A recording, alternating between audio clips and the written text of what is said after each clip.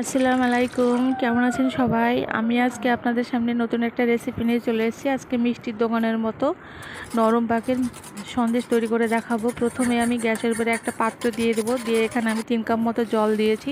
জলটা যখন কুসুম গরম হয়ে আসবে তখন আমি দিয়ে দেবো 150 গ্রাম মতো গুঁড়ো দুধ। এই মাখা সন্দেশটা আমি গুঁড়ো দুধ দিয়ে তৈরি করব। তারপরে আমি নেড়ে চেড়ে দিয়ে দেবো 2 চামচ মতো টক দই। এরপরে আবার আমি মিশ্রণটাকে ভালো করে ঘন করে নেব। ঘন করে নেওয়ার পরে দিয়ে দেবো এলাচ।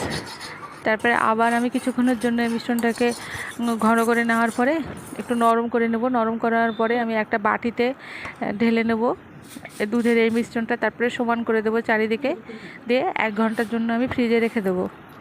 ফ্রিজে রাখার পরে আমি 1 ঘন্টা পরে আপনাদেরকে দেখাবো সন্দেশটা কেমন হয়েছে। এরপরে একটা ছুরি দিয়ে কেটে 4টে ভাগে আমি ভাগ করে নেব, দিয়ে প্লেটের উপরে রেখে দেবো। আপনারা গুঁড়ো দুধের এই মাখা সন্দেশটা বাড়িতে তৈরি করে দেখবেন, ভীষণ খেতে ভালো হয়।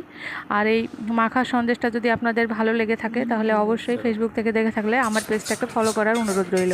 আর ইউটিউব থেকে দেখে থাকলে লাইক, কমেন্ট এবং সাবস্ক্রাইব করে দেবেন। ধন্যবাদ সব।